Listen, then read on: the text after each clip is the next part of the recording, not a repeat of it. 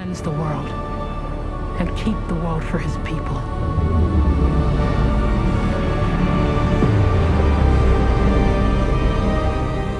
The movie Dune is set in the year 10,191.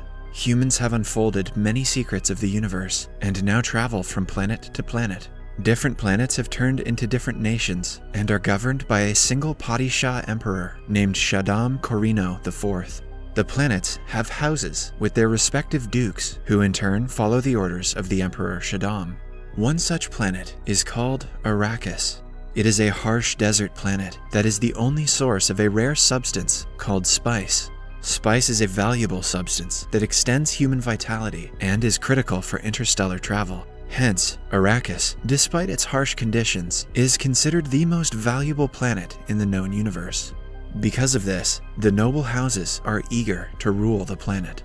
At the beginning of the movie, a native of Arrakis named Chani narrates that they have been ruled by the noble House Harkonnen for a long time. The House Harkonnen is cruel to natives of Arrakis, but the poor natives cannot fight House Harkonnen, which is under the Emperor Shaddam's control.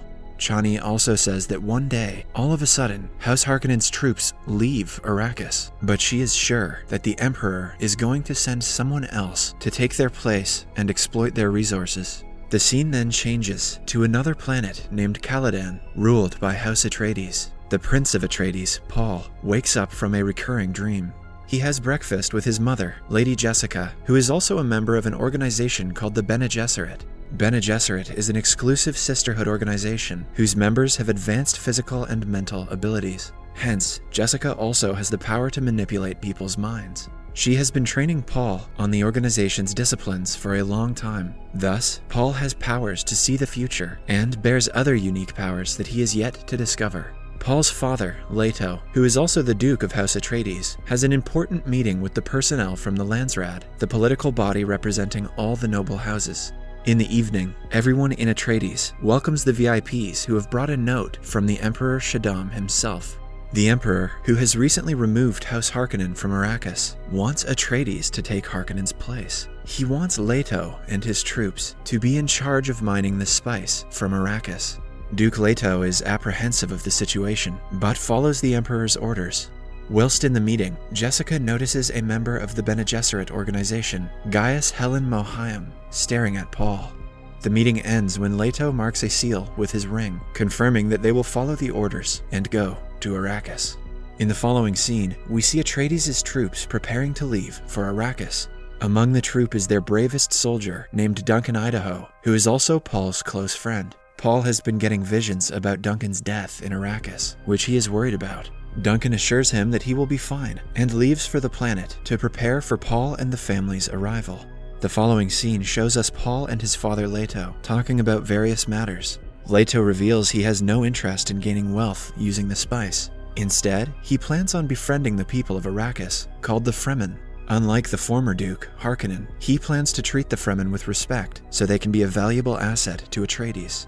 Later, Paul and his associate, Gurney Halleck, practice a duel. They both have wrist devices that creates a layer of protective force around their body. Halleck is worried that they will be attacked by the jealous Harkonnen, so he asks Paul to be careful when they reach Arrakis.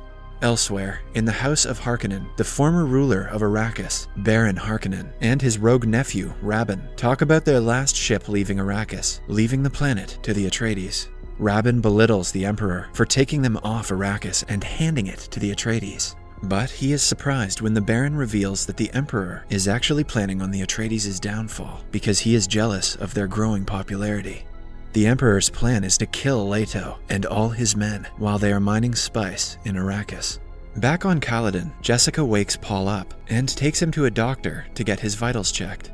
It turns out that the Reverend Mother Gaius Helen Mohiam has come to know of Paul's visions and wants to check if he is the one they have been waiting for. She makes him put his hand in a box to test his impulse control, which he passes with great effort. After Mohiam leaves, Jessica tells Paul that the female organization, Bene Gesserit, has been steering politics for years from the shadows. They have also carefully been crossing bloodlines in order to give birth to the one man who will have the potential to save Arrakis from spice exploitation. It turns out the test Paul just passed shows that he is potentially the one they have been looking for, the Messiah of Arrakis. The very next day, Leto, Paul, Jessica, and their troops leave for Arrakis and land on the planet. They are welcomed by the native Fremen, who seem to already believe that Paul is their messiah, who they refer to as Mu'ad-Dib, although Paul himself believes that it is just a superstition. Later, he is in his chamber, learning about a species of massive sandworms found on Arrakis. To be safe from it, the Fremen walk in irregular motions in the sand. As Paul watches holograms, a deadly insect emerges from the wall and tries to kill him, but Paul saves himself at the right time.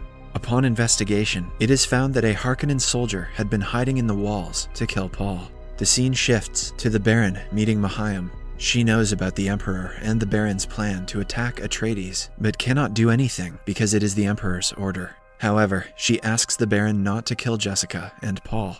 The Baron agrees to do as she says, but plans to throw the two into the sand for the sandworms to kill.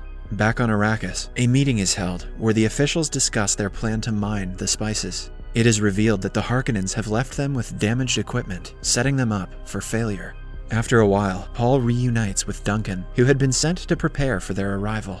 Duncan says that he has been living in the desert with the Fremen for 4 weeks. He tells them all about their ways to survive, and also about a Fremen community called a Sietch and their leader, Stilgar. Stilgar has also come to meet Leto. Stilgar spits on the ground, which Gurney Halleck believes to be an insult, but it turns out to be a show of respect, as the body's moisture is the rarest commodity on Arrakis. Leto offers him to work together with the Atreides, but Stilgar belittles him for taking from their land without any return to the people. They separate on a good note, after Leto promises not to infringe upon their community. Before leaving, Stilgar looks directly at Paul and says that he recognizes him. The next day, Leto and his team go to inspect the spice sand that they will be mining from. They meet a Fremen and Imperial ecologist named Dr. Liet Kynes. She checks the integrity of Leto's still suit, which is supposed to recycle sweat and urine from a person's body into drinking water.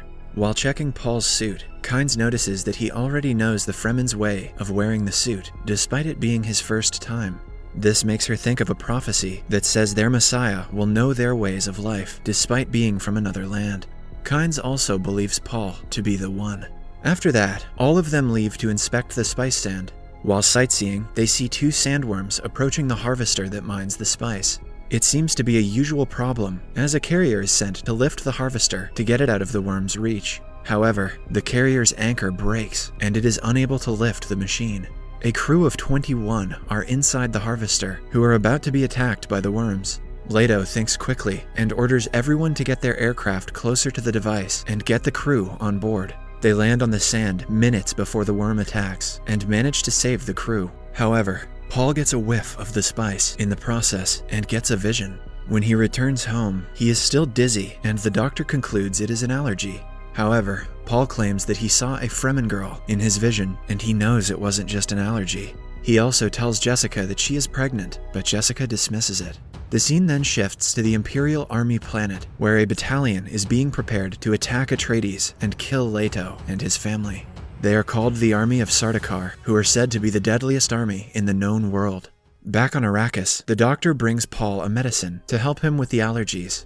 But little does Paul know, the doctor has made a deal with the Baron, and the medicine will render Paul unconscious. Leto and Jessica are also given medicine for their sleep. Jessica takes it, but Leto doesn't. After a while, the Army of Sardaukar attacks. Leto wakes up and realizes what is happening, but before he can do anything, the doctor hits him with a dart that slowly makes him unconscious.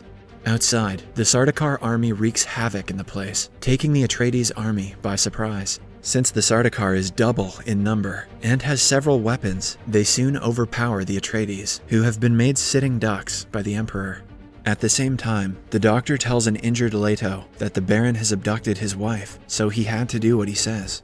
The doctor then takes off Leto's ring to give it to Paul. He also places a poisonous molar tooth in Leto's jaw, saying that if he bites hard enough, the tooth will secrete poisonous gas and will kill everyone around him. This could be their only hope of taking down the Baron.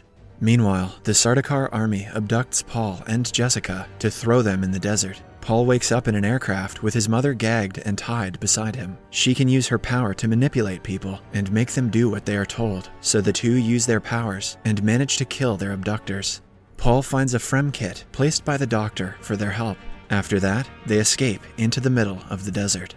In the meantime, an unconscious Leto is taken to the Baron and stripped naked. The doctor asks Baron to free his wife, but he is instead killed mercilessly. The Baron then tells Leto that his bloodline will end today. Seeing no way to escape, Leto bites onto his tooth and lets out the poisonous gas that kills everyone in the room, including himself. Somewhere else, Paul and Jessica set up a tent